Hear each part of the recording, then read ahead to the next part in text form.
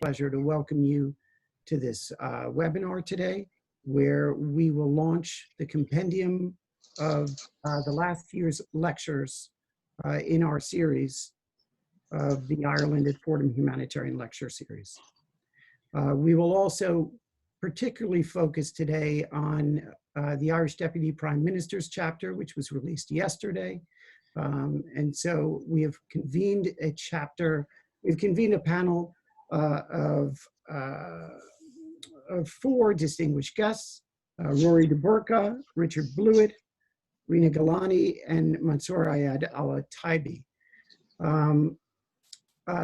The way the program will go forward is there will be a moderated panel discussion followed by an open question and answer, which you'll send your questions into us, and then the closing remarks, and we'll be sending you a link to the compendium itself, the published ebook. So I'm thrilled to welcome you here. I am very thankful to everyone at the Permanent Mission for all of their collaboration and cooperation. And to deliver opening remarks, we'd like to call on Ambassador Geraldine Byrne-Nason, the permanent representative of Ireland to the United Nations. Ambassador.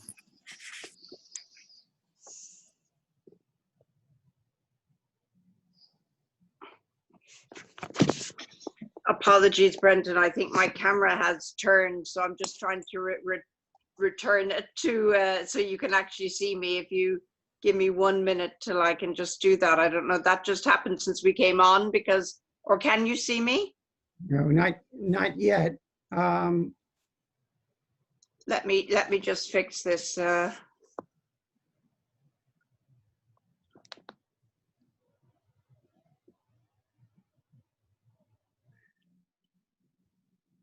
issues that confront this world right now, that is the least of them. I want to, while we're working out that technical issue. I'm here again, but this has not happened to me on any of these calls.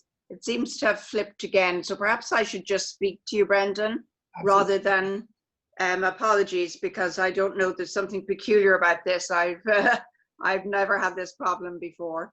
Anyway, Brendan, thank you very much indeed. I'm really delighted to add my welcome to those who've joined us today, and particularly to Rina, Richard, Rory, of course, in Dublin, and my dear colleague Mansour here in New York. Thank you very much for being with us. Today, as you said, Brendan, is the culmination of more than a year's work and of Ireland at Fordham, and it's a series of 8 humanitarian lectures that we're launching today.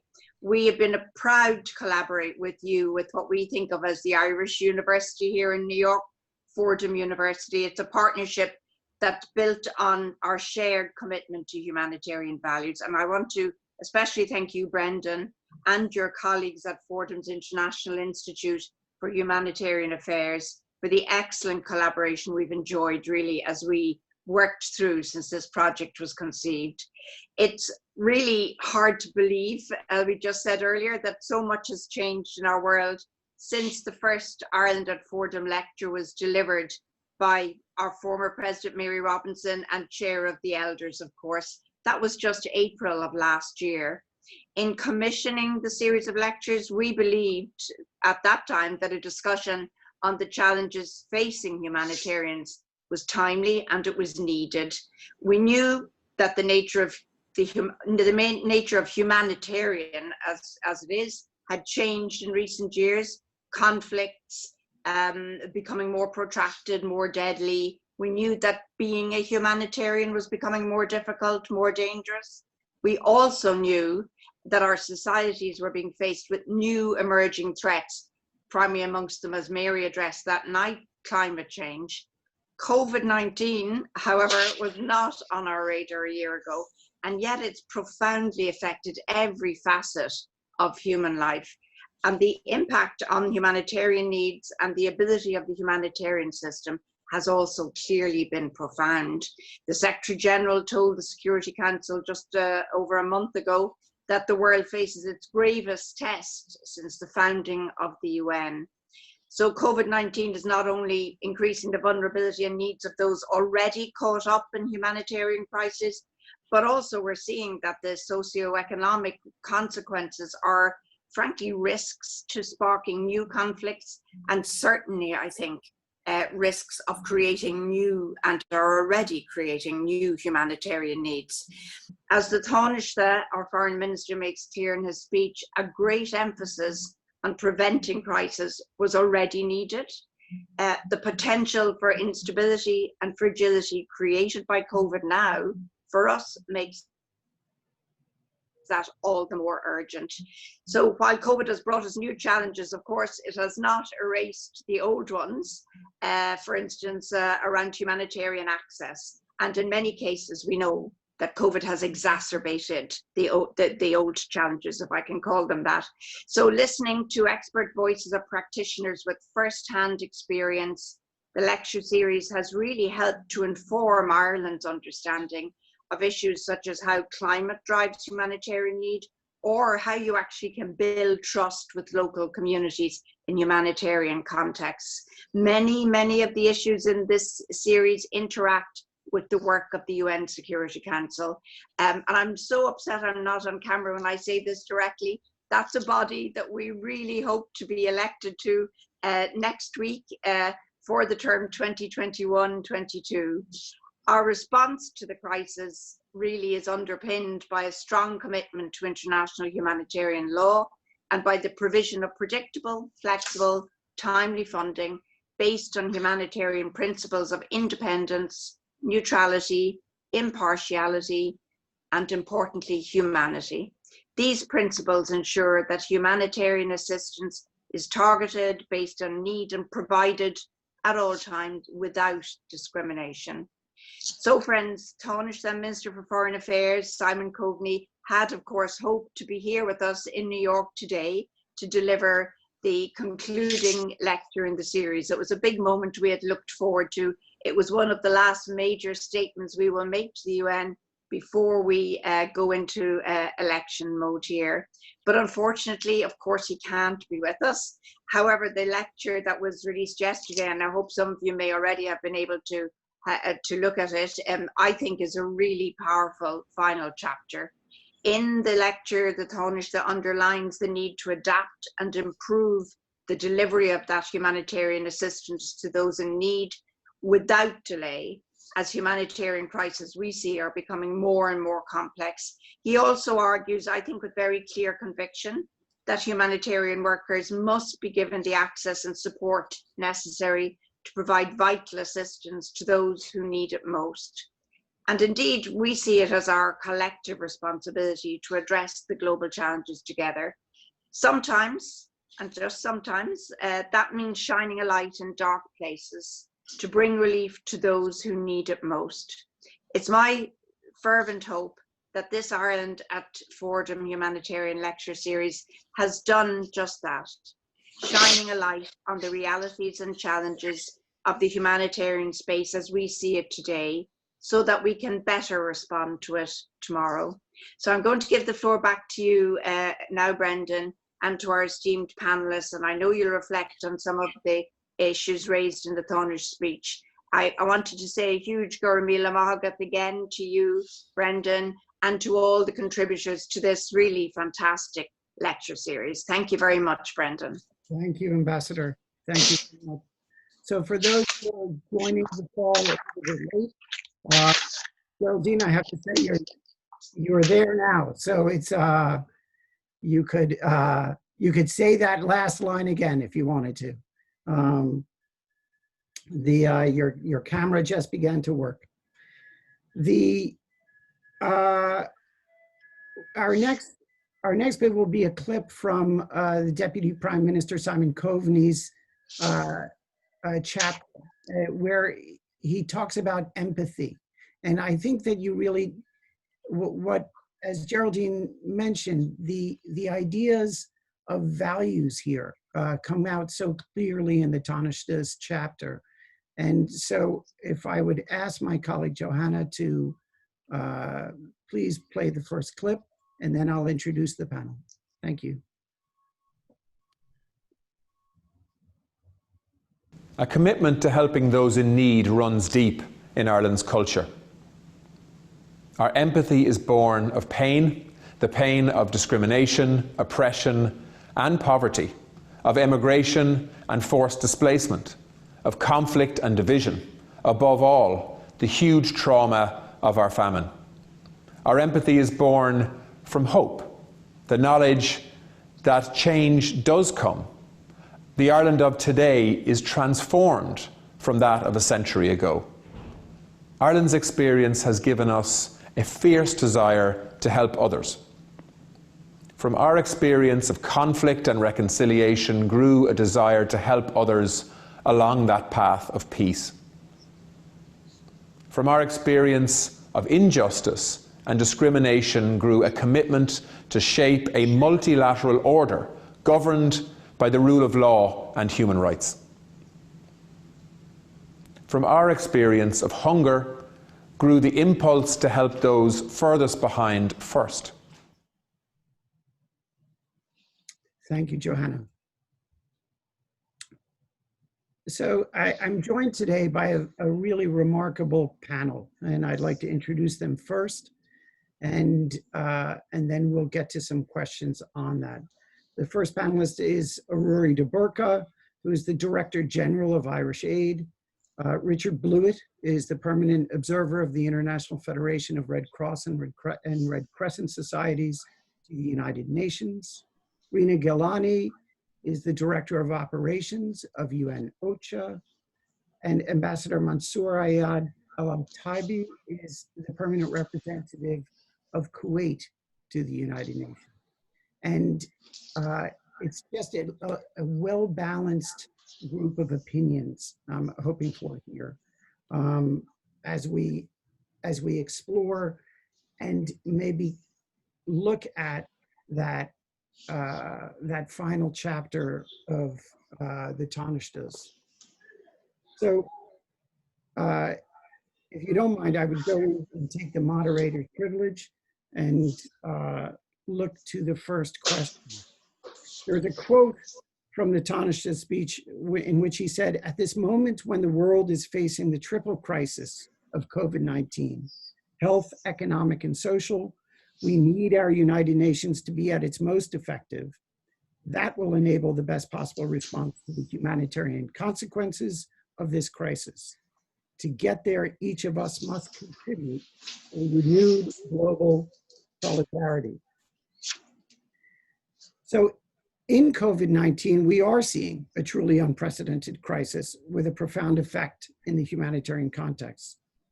The most vulnerable, the refugees, displaced, the hungry, the sick, are most affected and least able to protect themselves. So I'm going to have one question for those from one side of the aisle, and first I'm going to reach out to Rina and to Richard. What has been the experience of humanitarians on the ground during this period? How is COVID changing those needs and changing the responses? And have humanitarians received the support they need from member states, particularly the UN Security Council? So Rina or Richard, Rina, why don't we start with you on that and have Richard follow up?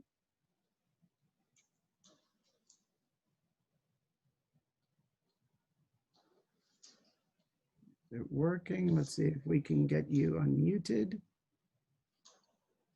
Yes, can you hear me? You can. Perfect. Thank you, Rina. Wonderful, thank you. So first of all, please allow me to start by thanking the Ambassador and the Permanent Mission of Ireland and Fordham University for hosting this event. Ireland is one of my organisation's trusted and active partners, and they're a member of our board and recently a chair. Particularly during a period advocating when the humanitarian sphere was going through an extremely difficult time. And it was a difficult time for humanitarian action, and there were very much a champion and a voice most in need out there. And of course, just to say it's an honor to be at Fordham University, an institute that's equipping what I would say the next generation of humanitarians. So thank you, it's an honor to be here. So now to your question. What are we seeing on the ground? As you know, this pandemic is particularly challenging because we are constantly having to learn as we go. We do not know where it's going to strike next. We don't know exactly how it will strike. And in some of the best predictions we have in the countries that we work in, we're still looking at perhaps the worst consequences of the health component part of this coming in 2, 4, or 6 months. So far the numbers of people affected by the actual virus itself is not as high in the countries that we work, and we're hoping for the best, but we're actually, as humanitarians, used to planning for all scenarios. The numbers are rapidly rising, and in fact, we've seen in the last week the number of people affected in the countries that we work rapidly rising. In Africa, the first 100,000 people affected, it took almost 100 days. In the last 18 days, we've seen another 100,000 affected, and half of those countries are the ones that we're working in. So we know it is still to come in terms of health consequences. As many of you know, prior to this pandemic, there were already 100 million people that we believed as humanitarians needed dire life-saving assistance. Now, the most devastating part of this is that in those countries, we believe we're still to see some of the worst consequences of this pandemic. These are the countries that are affected by decades of conflict, natural disasters, and of course food insecurity, where health systems are very weak. There's a lack of water and sanitation and limited employment and livelihood opportunities.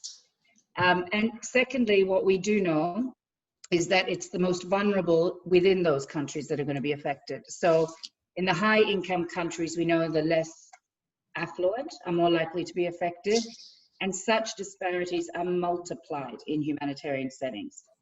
So we're particularly worried about the situation of 3 groups, and we're starting to see the impact on these groups result in a plummeting for the situation of them. Firstly, those that are displaced, in particular those living in crowded settings. As we know, being in crowded places actually makes you extremely vulnerable to this virus. The second is for children. Now, in the high-income countries, children are not the most affected as a frontline with the actual disease, with the actual virus. But in the countries that we work in, the secondary impacts of this virus, as has been mentioned, growing family poverty, the impacts of some of the measures taken, closure of schools, that's resulted already in quite a devastating impact for children. Vaccination campaigns have been stopping. So for diseases like measles and even polio, we're starting to see an increase in the number of children with these diseases because vaccination campaigns have had to stop while governments have assessed the need to focus on the pandemic. The third group, I would say, is women and girls in particular. They're at greater risk given their roles as caregivers, first responders, which exposes them to disease. But what we're also seeing is because of measures taken that governments have done to try and protect communities, some communities are actually facing an increase in protection concerns such as gender-based violence. So where for every 3 months that there is a lockdown in some of the countries that we're working in, we're seeing the potential for gender-based violence, violence against women, increase by up to 15 million women and girls. The fourth group that we're not normally as humanitarians necessarily working with, but we are seeing a dire consequence for, that is the urban poor. And of course, because in the countries we work in, it's not living paycheck to paycheck, it's living day by day. And what you earn today feeds your family tonight. And with inability to work, we are seeing this group also plummet into humanitarian need. Just to talk a little bit about the impacts that we're seeing. There's the direct health, as we've talked about, and of course, as the ambassador referred to, there's the secondary impacts that we know are coming. And those are potentially in an increase in conflict. In some parts of the world, we are seeing, while governments' attentions are turned to trying to fight this pandemic, certain groups are taking advantage of that, and we are seeing conflict increase in certain areas. Hunger and poverty, disease as economies contract, remittances and tourism disappear. For example, WFP estimates, the World Food Programme estimates that the number of people on the brink of starvation could double as a result of the secondary impacts of this. And that could lead us from 135 million people to 265 million people being plummeted into food insecurity. So there's a number of things we're slowly starting to see. What we do know is that if we don't start working together to do something about them, the consequences are going to be dire in these countries that we work. If I could, I'll just turn very quickly to what we're doing to respond to some of these issues and the unprecedented challenge. Firstly, to sustain our existing operations, because if we do not reach the 100 million people at the turn of the year needed help, many, many more people than those directly impacted by the health pandemic are going to die. And second, to scale up our response to the additional impacts. So at the global level, we've launched a coordinated global appeal that assesses immediate health and non-health needs of vulnerable people. We've included at this stage 63 impacted countries in the world in that appeal. Those are the countries we believe are the most fragile at the moment.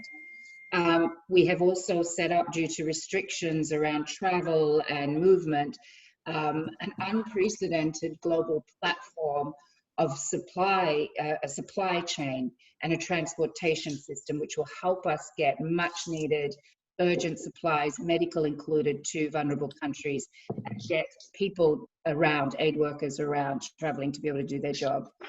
Now, at the country level, we're running to do all we can to mitigate and prevent the immediate health impact, while trying to ensure that people have the basics of survival. And it requires a lot of innovation. We've been stretched and we've had to think outside the box. But as I said, we've set up this global supply chain, and in fact, WHO and partners have delivered health supplies to around 112 countries, and a further 174 flights of medical equipment and provisions will be sent in the next 2 weeks to 149 countries. So we are moving on the health side. A lot more needs to be done, and of course we know the supplies globally are stretched. Even in the countries that many of us live, they're stretched. We are looking at prevention. We've been working to make sure that there's decongestion in refugee camps. We're building more shelters, we're building quarantine sites, and we're training medical staff, we're training community workers because there are not enough medical staff. We're running information campaigns to inform people. We're changing the way we deliver aid. We're focusing on cash, like in the countries that are facing the worst of the pandemic right now. Cash is needed just to survive, and so we're looking at different ways to distribute cash. We are learning new ways to work. We're using technology in different ways. Obviously, when you cannot move to distribute things, we have to find new ways of doing it. And when we cannot see with our own eyes, we're using technology to understand what's happening with communities. And we're also very much learning that it's the frontline workers, it's the local partners that we really have to build in this response. And we're racing to really put those words into action. Let me interrupt you there and go to the IFRC response, because I'm trying to make sure that we keep to time here, and then maybe come back if that's okay. Richard, could you respond to that same question, really from from the IFRC and how you're seeing it as well. Okay, firstly, thanks very much, Brendan. Thanks to Fordham and thanks to Ireland. The Federation of Red Cross and Red Crescent was formed out of the Spanish flu 100 years ago. What we're seeing in COVID is the need for highly localized responses. It's a very complex thing to respond to. We have 192 national societies, all of them are responding, 165,000 branches and chapters and 14 million volunteers. They have all stepped up and are active in responding. In the first phase, we had obviously issues of PPE, how we were going to protect our volunteers and frontline staff, and those issues still remain in certain contexts. The Federation has been guiding the national societies. We've produced, I think, 72 pieces of guidance in elements of health in response to COVID. We've done guidance on working in slums, guidance on working, addressing the issues specific to older people in the context of COVID. And then obviously we do funding support. The sort of work we're doing on the front lines, our national societies, are helplines, ambulances, hospitals and clinics, tracing and testing work in support of the ministries of health. We do a lot of work with mental health and psychosocial support because of the effects of COVID is having on people as they face all of the uncertainties, and then some sort of level of food support. One of our major initiatives is around trust and community engagement in the context of COVID. It's a very, there are many unknowns still with COVID. And so how do you maintain, build, and hold on to and use trust to be able to be effective? Because if we don't have the communities with us with COVID, it's going to get worse and worse. So for us, being there before, during, and after crisis gives us some opportunity to be really authentic in that trust relationship. We're scaling cash and livelihood programming. So we've just recently adjusted a cash program in Turkey to make it relevant, to scale it in the context of the lack of livelihood opportunities for Syrian refugees in Turkey. In terms of health programs, we're working with the ministries of health to try and get vaccination programs, all the indirect effects that it's having on public health programs to keep them going. Because it's obviously having a lot of negative effects on people's willingness even to go to the clinic at the moment in many contexts, including in Cox's Bazar, where people are very worried. Our targets, so people we're worried about that we work with, our national societies, are migrants, people on the move. How do we make sure they get the messages, they understand, and can be protected in COVID? We're worried about older people and reaching them, displaced persons, persons with disability, and of course, women and children and domestic violence, all these other effects that COVID is having. And then just coming to an end, I would say, you know, the secondary impacts are already being felt all over the world in a very serious way. And we see that we're in a marathon, not a sprint. I mean, the problem with the future waves of the public health crisis, so health is not going to dissipate or get any simpler. And at the same time, we've got all these economic and social impacts that we've got to address.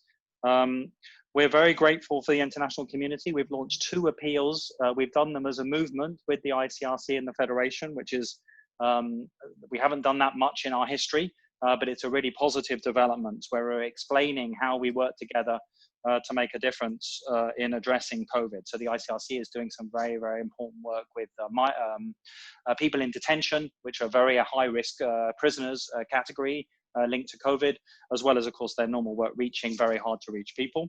We're worried about what's happening to the funding landscape of the existing humanitarian work.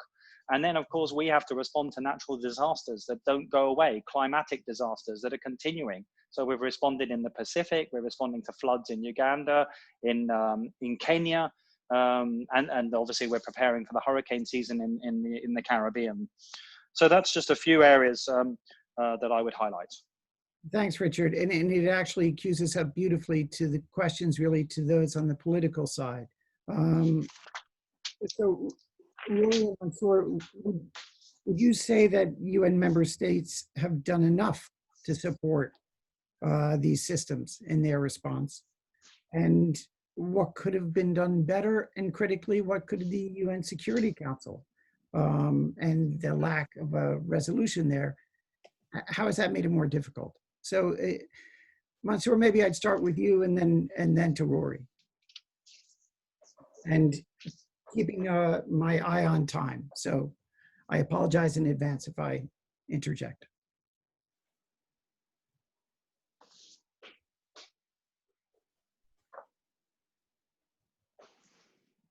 think we're.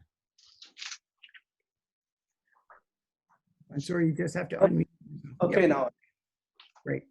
Thank you. Thank you very much, Brandon. And let me first thank you and thank Geraldine and the Mission of Ireland for inviting me to this event.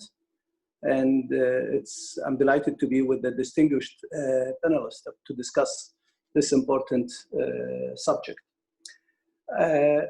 Member states, I think they are trying within their limitations to do something. Since this pandemic started, since it's started to spread in early March, within the UN system, for sure. We saw many member states coming together to launch joint initiatives and declarations addressing the humanitarian, health, and developmental effects of the pandemic. We also saw many countries sign on to letters declaring their support for the Secretary General call for global ceasefire. That was really important call, including Kuwait and Ireland. We joined this letter.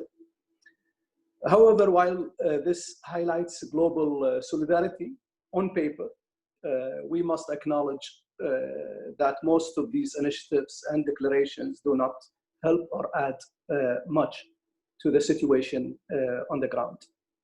I believe real results can be achieved when we come together and respond to call of actions made by the UN and international community.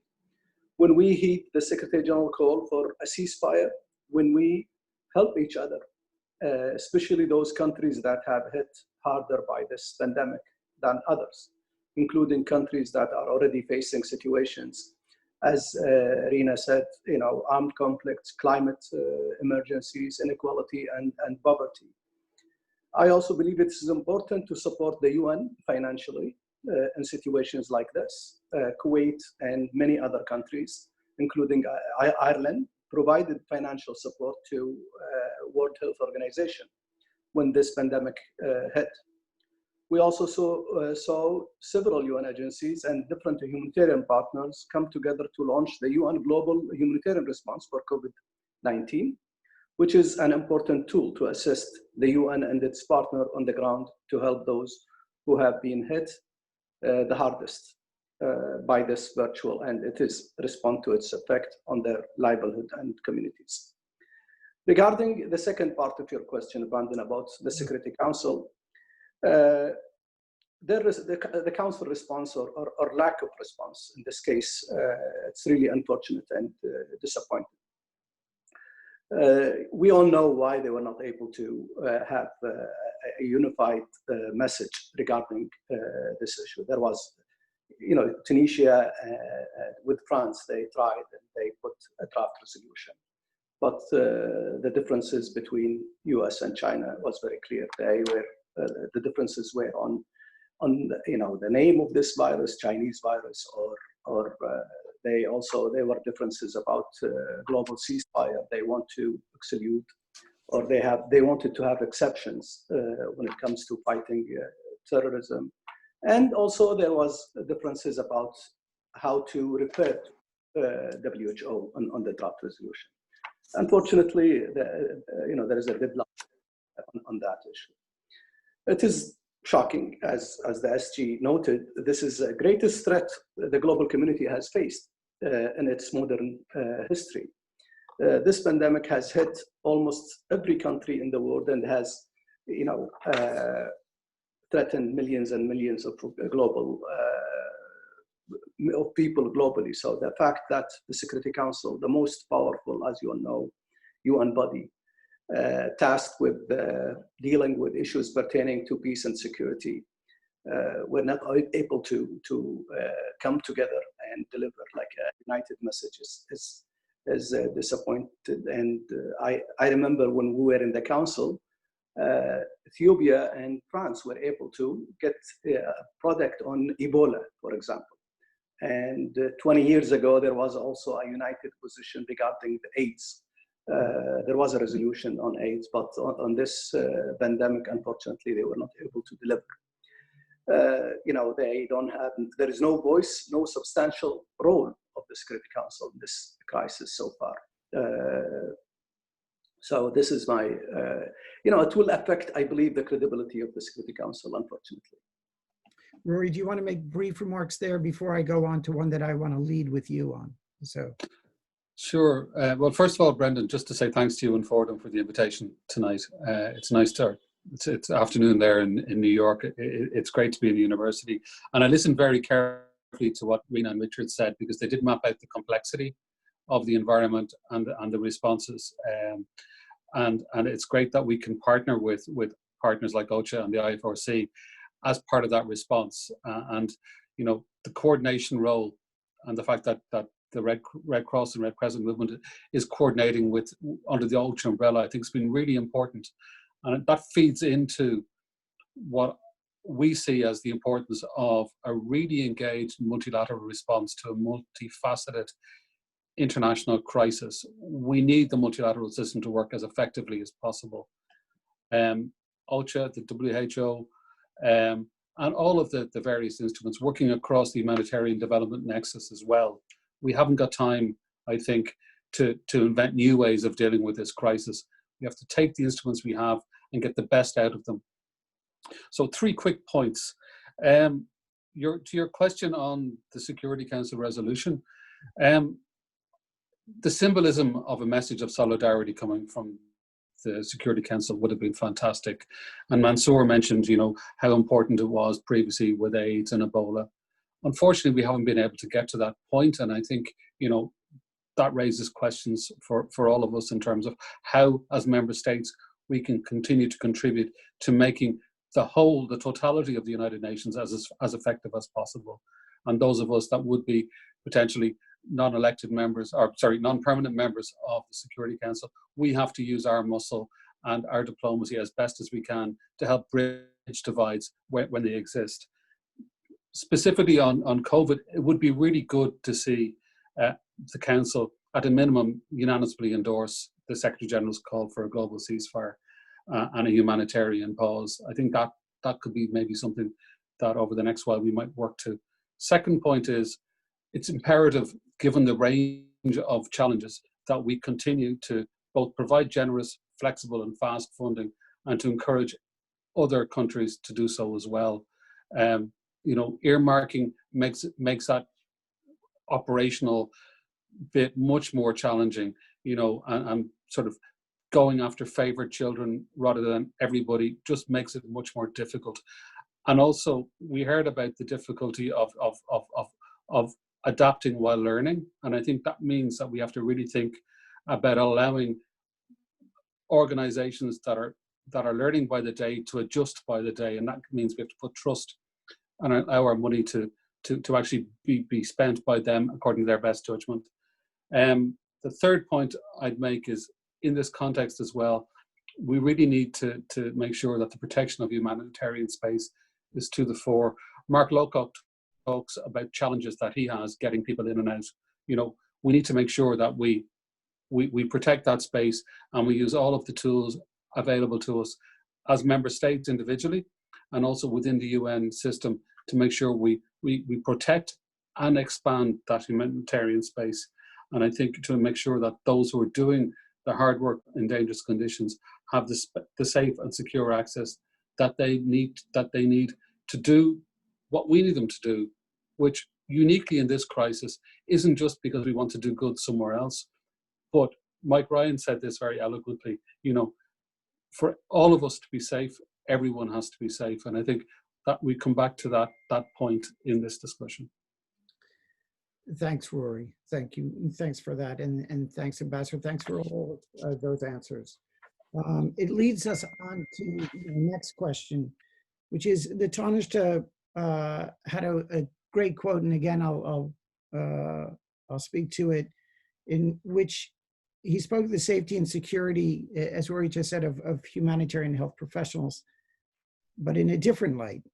Principled humanitarian action, he said, and brave humanitarians who risk their lives for others should never be instrumentalized.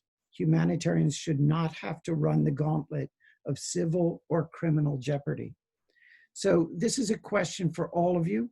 I'd like to start with Rory and ask that the answers oddly be short, but how can we work together to avoid the instrumentalization of humanitarian actors, especially in, sort of terror situations, anti-terror, counter-terror laws, etc. Is that clear? Yeah, I mean, I think there's two things I'd maybe try and highlight. One is there are deliberate targeted acts against humanitarian actors, and we need to have one set of actions around that. And secondly, then there are unintended or inadvertent consequences of well-intentioned actions, and I think both of them need to be considered. So, look, we know that some countries have a deliberate policies to constrict humanitarian space. Political purposes, factional advantage, and this is unacceptable. And I think, the international community, the Security Council, we need to consistently speak out against this, hold states to account, and demand full and free access for humanitarian workers. And I think we really need to think about, be very mindful and intentional about our actions. And it's not just enough to put it on the Security Council. I think each of us as individual states and in our actions have agency on this as well. Second point I'd make is unfortunate side effects by well-meaning actors. Sometimes, for example, when we're designing counter-terrorism tools, they're designed within a security frame. They're not designed in a holistic frame. And so when we try and restrict certain actions for good reasons, we unintentionally impede space for humanitarian actors, and they have to navigate a series of gateways or loopholes. Often they're not necessarily even the same loopholes. The UN might have a set of sanctions. Certain states within the UN might have other sets of sanctions which are not rational. So what's legal to do in Europe might not be legal to do if you're in the dollar zone, for example. And these mean that sometimes humanitarians run very huge risks in terms of legal or civil jeopardy, and we know stories around that. And the transaction cost of navigating that is also really, really high, and it means that less and less of our dollar gets to the end-use beneficiary. And I think we need to think about that very, very carefully. And up to now, design of sanction regimes hasn't taken that enough into account. And the last thing I'll say on this, to give time for others, is we've seen restrictions on travel over the last few months for health reasons, which are very, very understandable and very important. We've also seen some people take advantage of that opportunity to restrict space for travel or other civil liberties for other reasons.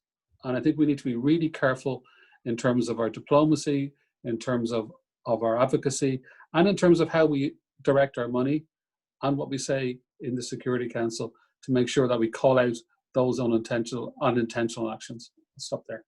Thanks, Rory. Rena, as the director of operations for a leading UN humanitarian agency, what do you see with that sort of constraint? Especially with the counterterrorism laws that might impede humanitarian assistance. Could you comment on that? Thank you. Yes, as Rory said, there's these very specific reasons why they're implemented. The unintended consequences is what we're asking member states to address. It's the over-compliance by the private sector and help with that. And there are a number of different regimes and mechanisms that we have that we're working with member states on to try and unpack them, but they're country specific. What we need is some more general applications of rules that allow for more consistency to allow humanitarians to ensure that their operations are not constrained and humanitarian assistance can get in. So I would say it's quite specific. Richard, especially from the viewpoint of the local chapters on that, could you speak to that, the local societies? Okay, great. I would just say, local parties, local national societies are probably unduly marginalized as a result of CT and sanctions measures. Because what happens is no one, who takes the risk? And it's all about risk management. And for me, coming back to the humanitarian space after 10 years away, I've been really struck by how the erosion of humanitarian space around the world.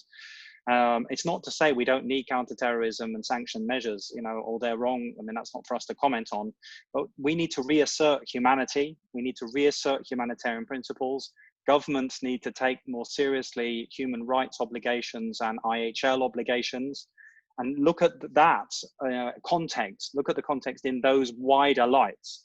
Otherwise, I fear that we're ending up, particularly with a rather Western-dominated humanitarian framework, with a framework that's going to become more insecure and more questioned, more dangerous, with less access. So I think we have some fundamentals.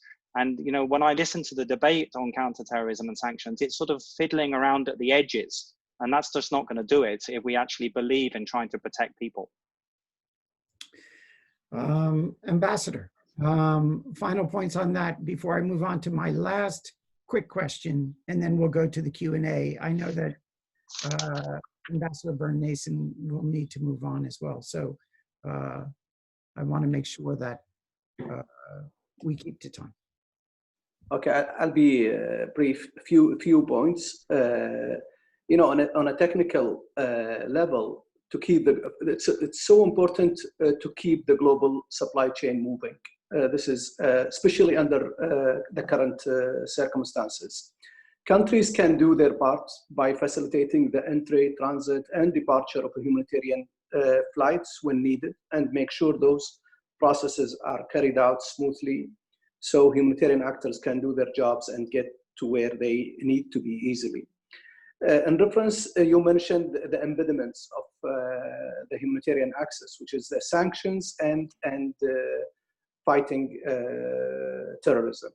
Yes, they are actually used as a pretext sometimes to stop the humanitarian access, to block the humanitarian access. And we, as when we were a member of the council, we introduced a draft resolution jointly with Germany and Belgium in September, last September, and it was actually vetoed there was a double veto on that. We wanted a ceasefire to allow the humanitarian actors to deliver humanitarian assistance inside Syria. But we have to say that now, currently, there is 14 sanctions regimes imposed by the UN Security Council under Chapter 7, which are member states, as you know, they are legally required to implement. Efforts are made to help make sure that these sanctions are targeted. Some of these regimes continue to have unintended consequences, including impeding or preventing the provision of humanitarian assistance and protection. The same goes with counterterrorism measures, as both cause a restrictive environment for humanitarian actors. One solution is to include safeguards for humanitarian action and sanctions regime, and the council, they can do that. And I think they did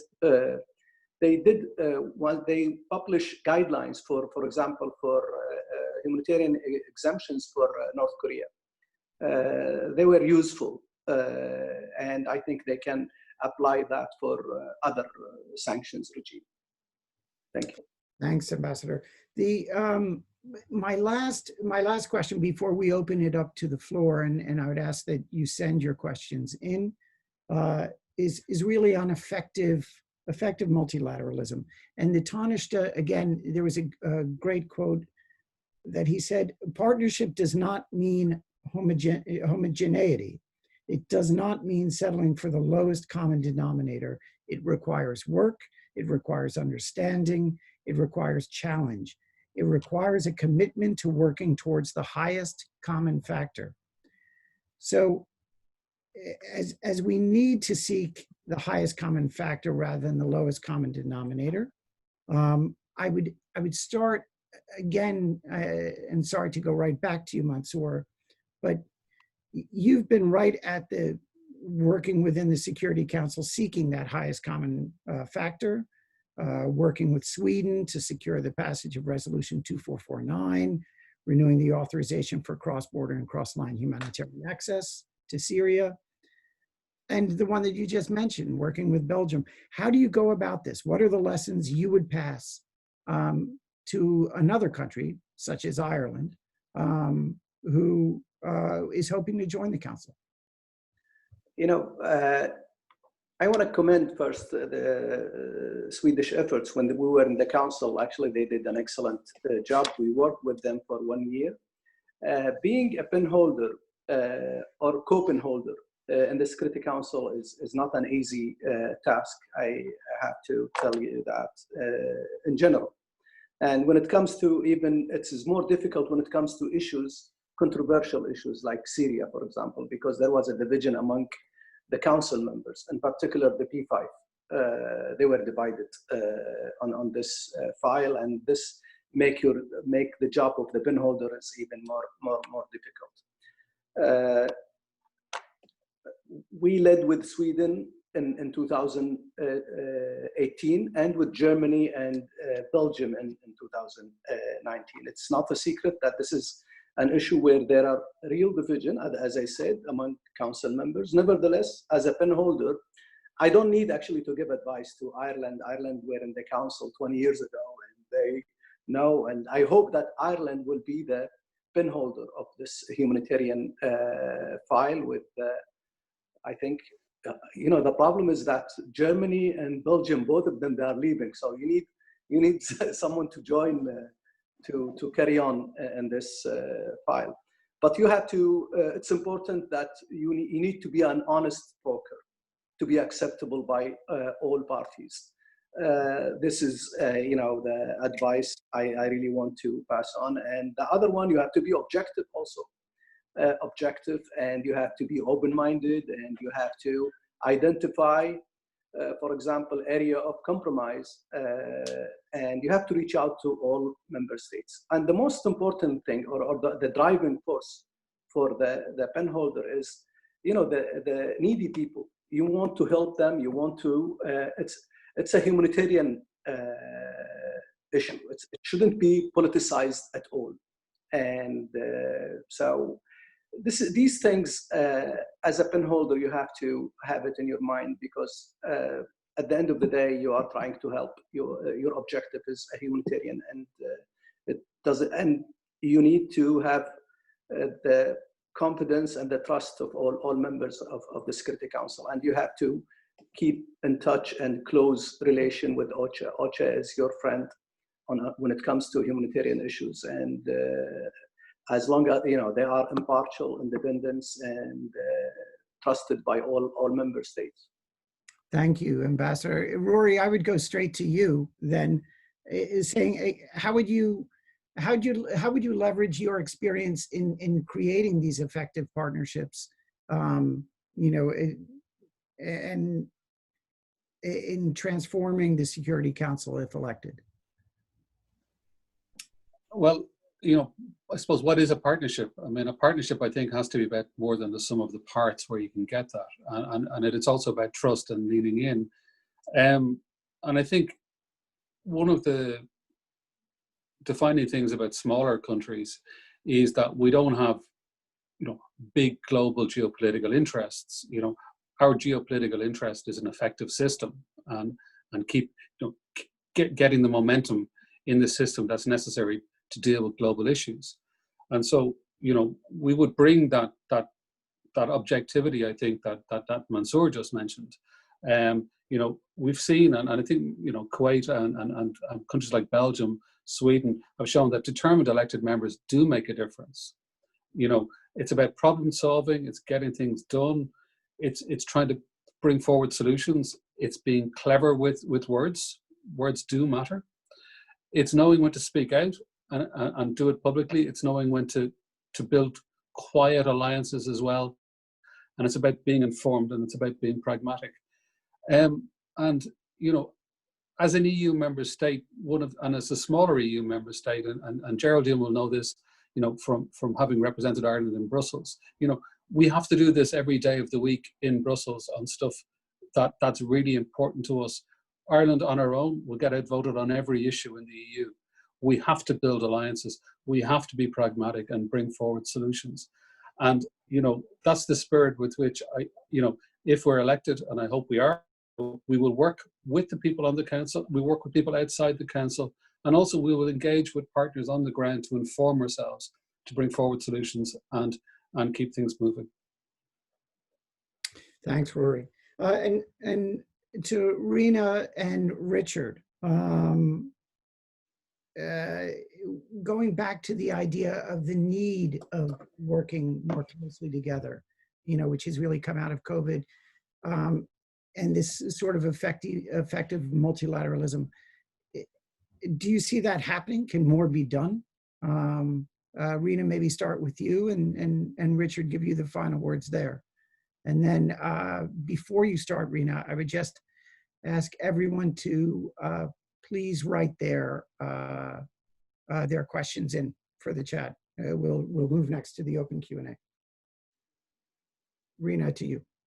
From our perspective, I mean, I will say just to Ambassador Mansour that, you know, the result of the resolutions that have been championed in the council, I have had the absolute thrill to see the impact they have on people's lives on the ground. You know, that cross-border resolution has literally saved millions of lives. So when it works, the impact is felt across the globe, quite frankly. When it doesn't, similarly, and I think that also is the same for us within the system. The pandemic now means that we need to be joined up, humanitarians within the UN system, development actors within the UN system, the NGOs who are the frontline workers, and the IFIs, the financial institutions, because this is, as you said, this is unprecedented and bigger than all of us. And if we do not act in a joined up way, we will fail the people we're here to serve. I have seen it start. I've seen it in a way that I haven't seen it before in the 20 years that I've worked in this business. So what I hope is that we can sustain it. We've started, we're really looking at each of our comparative advantages and how we bring them together. Now, the challenge is going to be as resources gets constrained, as the situation builds up in these countries, and competition starts, and we get pulled and tugged by different actors. How do we maintain that? And I'll leave it there. Just to say that I don't think we have a choice this time. The whole concept of how we work together this time has to be applied. Thank you, Rena. Powerful words. Richard.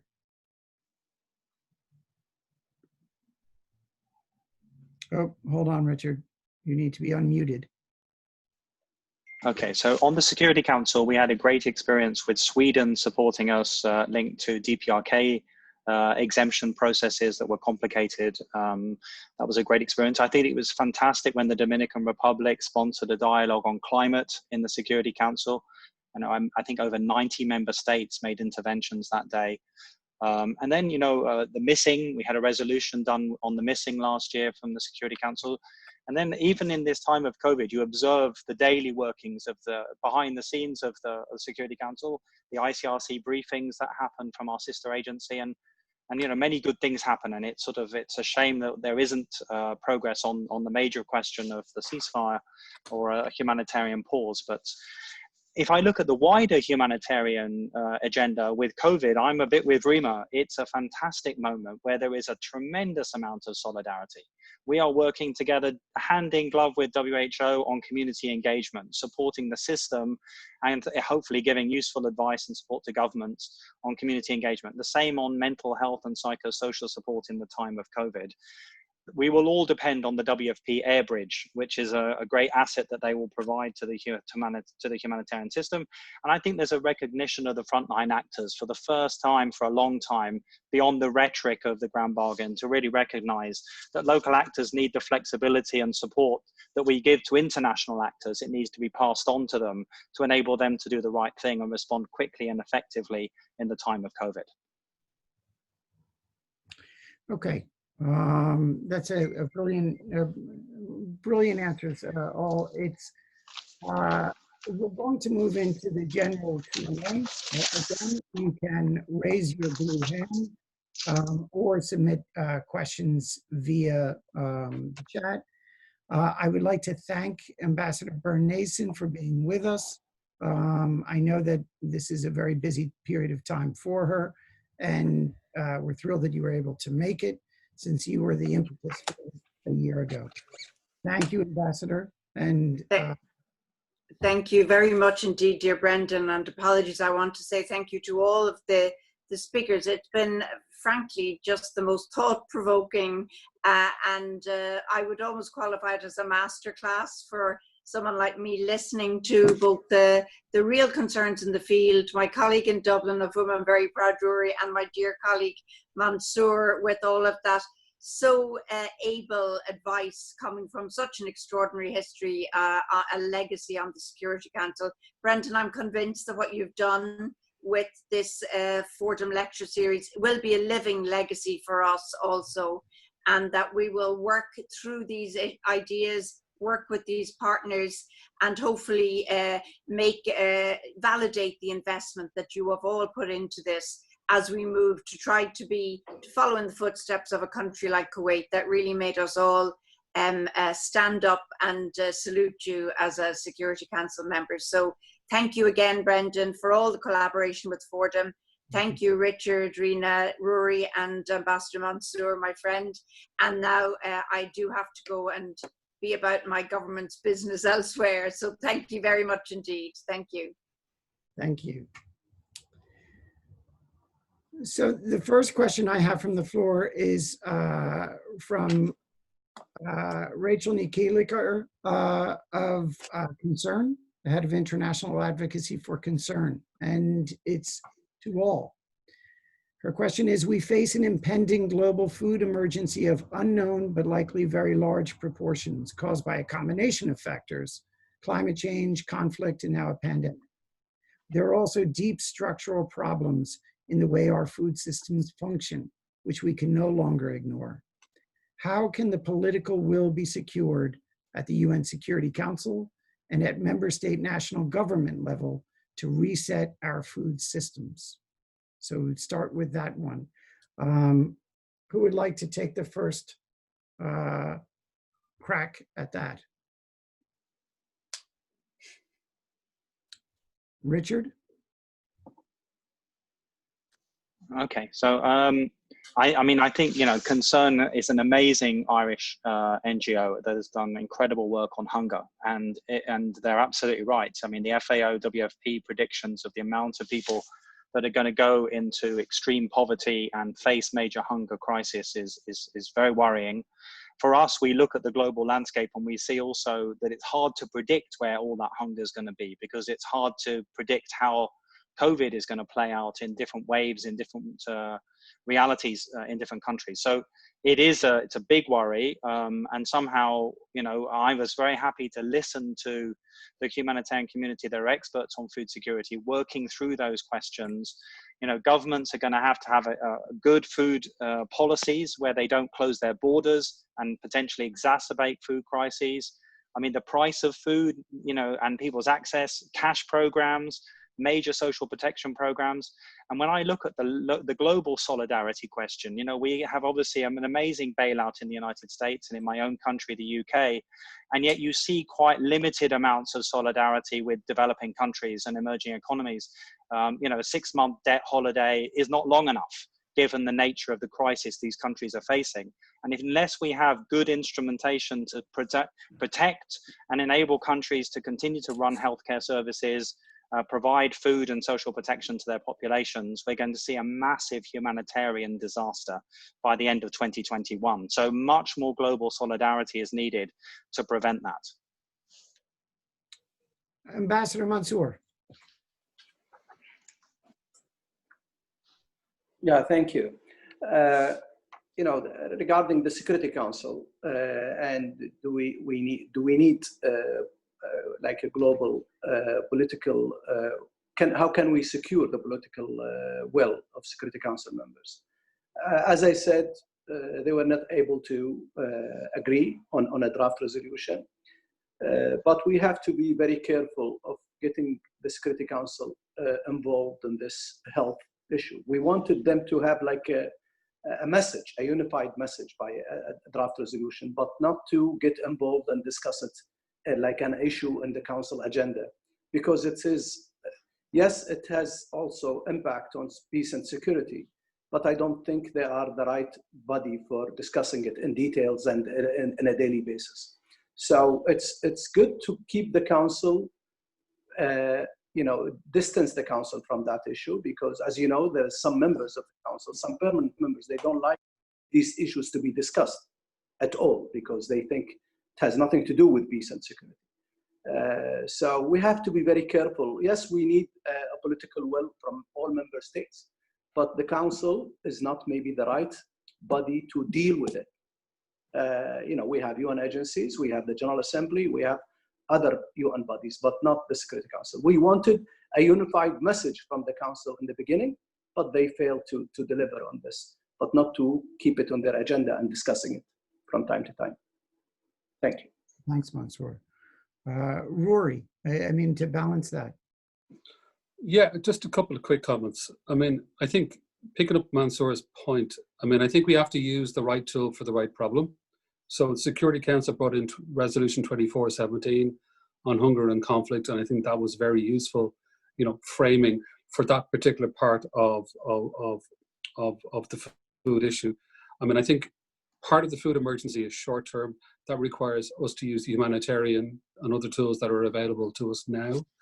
And I think then there's a set of medium-term things which are around systems, and that's about us engaging across the multilateral system and with the IFIs around debt relief, functioning markets and things like that.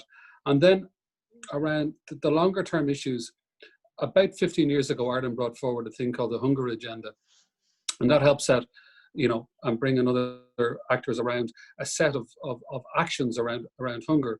And it's probably timely to start thinking about a similar food agenda as we move forward. And that's a longer term thing. And that's not just in the security space, although clearly food, if people don't have it, is a security issue. I think it's a more holistic set of actions that we should collectively think about taking forward over the next 10, 12 years.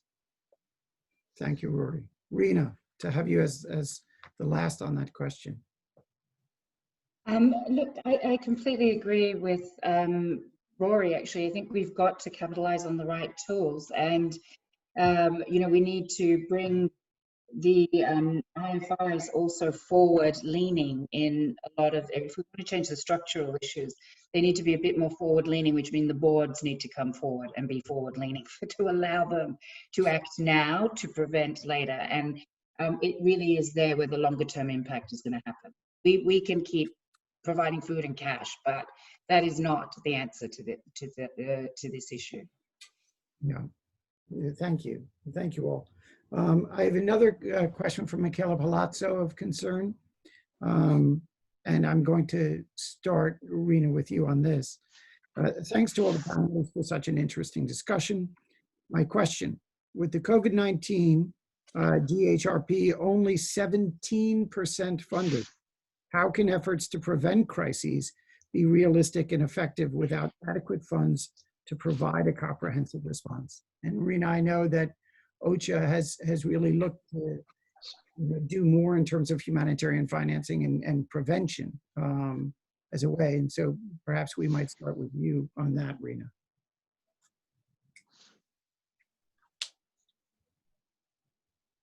If we can get you unmuted.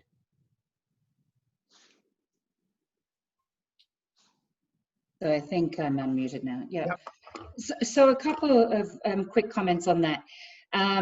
We've estimated that today we need less than 1% of the $8 to $9 trillion bailout packages that have come in the richer countries. So when you start putting things in perspective, now that's 60 billion that would be needed to come forward from the IFIs. So we're not asking for the humanitarians to cover this. It's 60 billion for the IFIs to come forward now, and about 30 billion that's required for health, around 16 billion there, and the rest for humanitarian. If you look at it, that is less than 50, that is about 50% more of what we need than we started asking for at the start of the year. In 2008, when we had the financial crisis, the world did raise 40% more of humanitarian funds than what was requested at the start of the year. It was raised. We're looking at asking for 50% more now. And the issue here is, as said, if as my boss has said many times, if we don't actually front load this now, the world is going to face a much more costly problem 10 years from now. And this pandemic, as others have said, it's whatever affects one country will affect another. So it's our common problem. So we don't have a choice but to raise this money and raise it fast. Now, you know, all of the systems working together is the trick here. We can't be relying on humanitarian funding for this. That is not the answer. Mansour, from the member state side, could you comment on that? You know, as Rina said regarding the funding, I believe this time the United Nations, the UN system in general, they will face a problem of generating funds or donations from member states for many reasons. You know, this global health crisis almost stopped our daily lives, and there is no, as you know, any economic activities. And countries, for example, a country like Kuwait depends on oil. 90% of your exports, there is no exports, you cannot generate money. What they did, countries in the Gulf, Kuwait and other countries in the Gulf, actually they are now officially, they announced the reduction of their budgets. So I believe other countries, not only countries in the Gulf, will not be able to donate voluntarily like they used to be. So to be honest with you, this is a global crisis and need a global solidarity. But I don't see that the level of funding will be even close to the previous crisis because of, you know, there is a halt in the economic activities in many countries. And some of them, they were even exhausted from donating for different causes in the previous years. So there is a problem. There is really a crisis. We are facing real crisis. I don't know. Hopefully that you know, we will find a cure for this, vaccination for this pandemic as soon as possible. This is the only way I see that we could solve this problem. Richard, I'll ask you to comment, but especially you had mentioned earlier that COVID doesn't happen in a vacuum. That at the same time, especially the national societies, but the humanitarian sector in general is responding to natural disasters, man-made crises. So perhaps you might contextualize your answer from that Federation viewpoint of this sort of donor fatigue, not being able to reach that, but also the other challenges that exist. Okay, so, you know, one of the things we're seeing is donors are obviously repurposing existing money for COVID. Now, obviously that makes sense because we have a COVID crisis, but not at the cost of some of the existing humanitarian programs that we were already running. So that's one challenge we're facing. We need to keep the resourcing going for increased humanitarian need, things like vaccination programs that have been put on hold for 4 months. We've got to speed them up and get them going again. I think we are facing the issue of worrying of, you know, climate crisis has not gone away.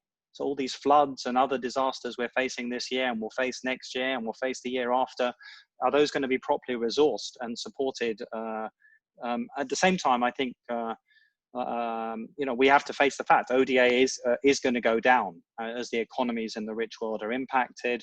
And to how do we build solidarity? One thing that we've argued for, we did a statement as the Red Cross movement, the ICRC, the Federation, with the whole of the UN, with Guterres, is that we need a people's vaccine and we need therapeutics made available to everyone. We're not safe until everybody's safe, but it's actually, and so if we don't do that, we're going to again exacerbate, and this problem of COVID will go on for much, much longer. So, how we get solidarity, at least on that agenda. And like Rima was saying, we want to see an early action agenda. It's much smarter to respond quickly than to respond very late to the locusts in East Africa, or to respond very late to when you're near, like, got famine conditions in a country. It's much better to get ahead of the curve. So front-loading resources just simply makes sense, even in this very difficult stress time for many countries. Rory, how would Ireland build the solidarity needed there? So in responding to that question, what is the Irish way forward? With those values of empathy, partnerships, independence, what's the Irish way? I think we've got to start at home, first of all, and we have to work to make sure that our people go on the solidarity journey with us, and that's about explaining why it's important to act abroad. And some of that's about being self-interest, that we aren't safe till everybody's safe. But so we have to start at home. I think we also have to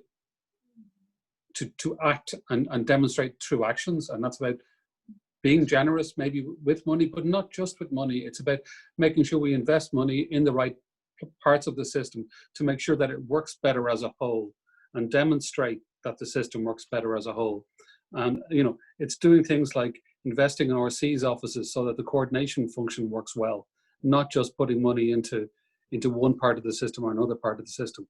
Invest in the bits that don't necessarily get you an immediate sort of sugar rush in terms of outcome, but make the whole thing work. I think that's really important.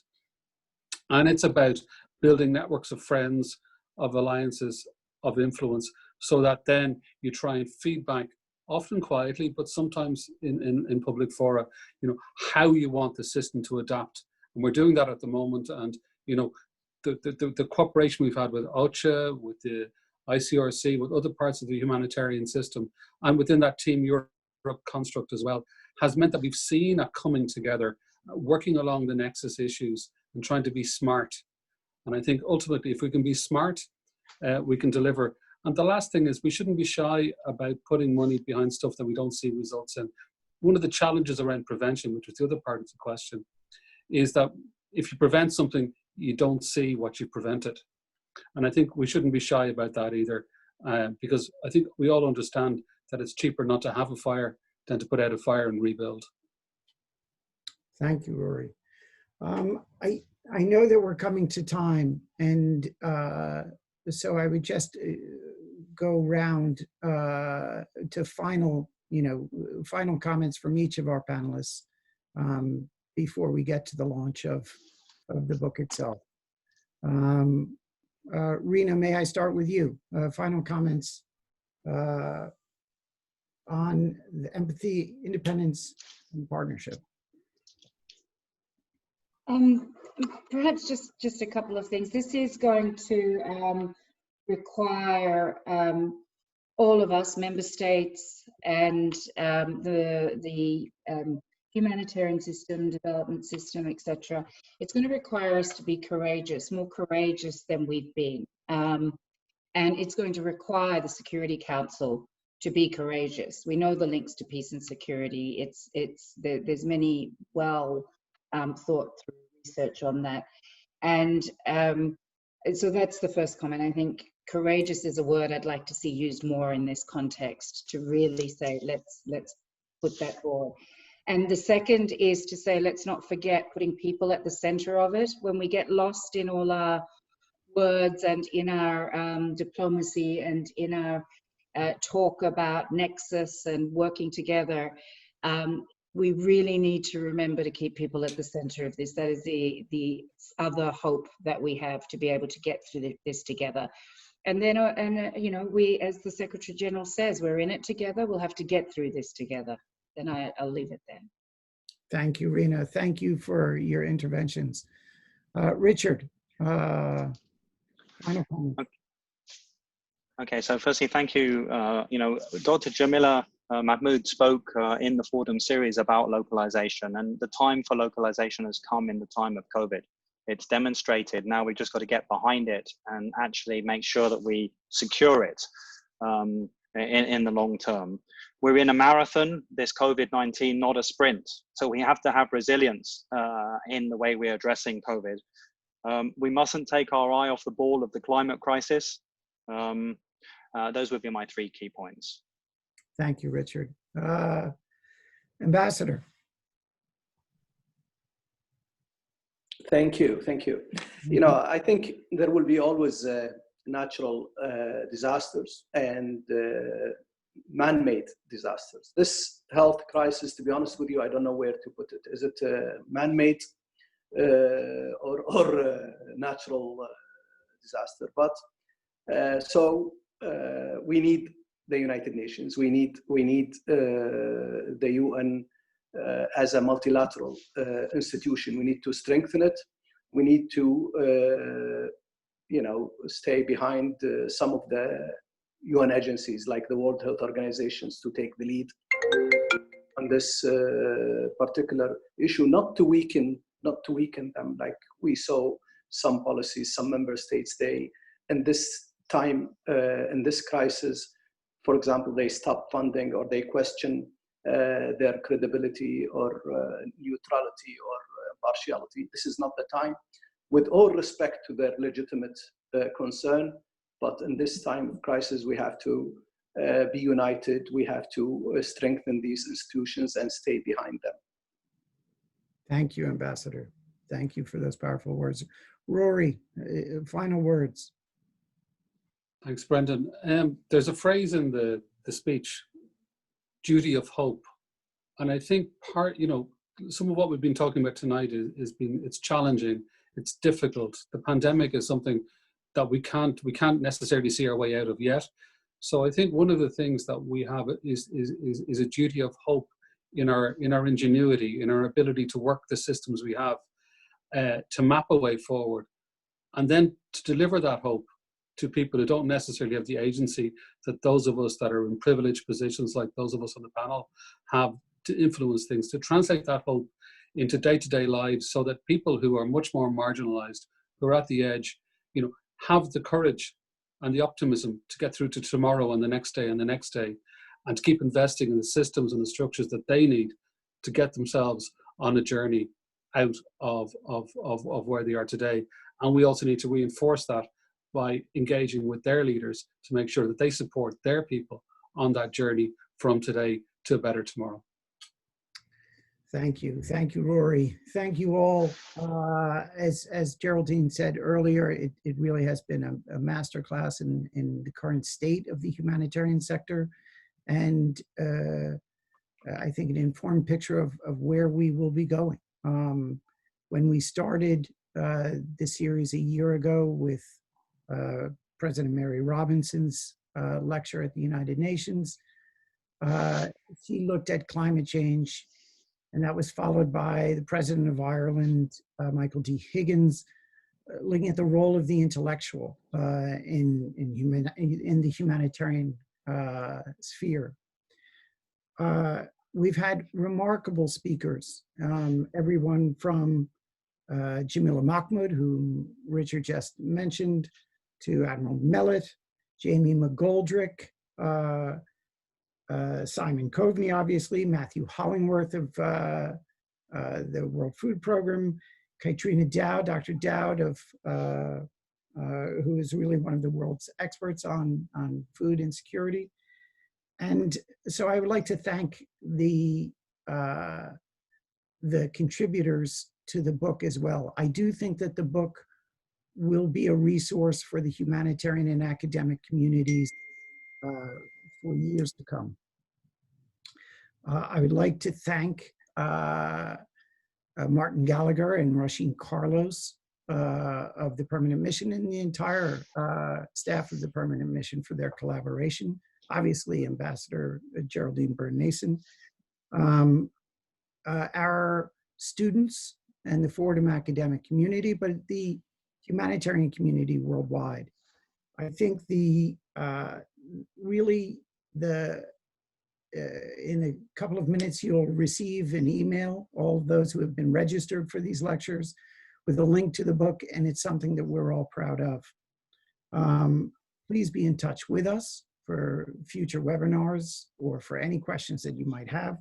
And I would leave the last words in this to the Deputy Prime Minister and Foreign Minister, Taoiseach Simon Coveney. And I would ask Johanna Lawton, my co-editor, to maybe we could go to that second clip. And so I thank you all. Thanks for taking time today on a beautiful day or a beautiful evening. The United Nations is us, its member states. We determine how effective it can be. When we step up, the UN steps up. When we act in solidarity, the UN can act in solidarity. At this moment, when the world is facing the triple crisis of COVID-19, health, economic and social, we need our United Nations to be at its most effective. That will enable the best possible response to the humanitarian consequences of this crisis. And to get there, each of us must contribute to a renewed sense of global solidarity. Ireland will play our part in building that solidarity, bringing our values of empathy, partnership and independence, our history and our hard work. With a clear, strong and independent voice, we will keep people at the centre of all our efforts and seek to leave no one behind.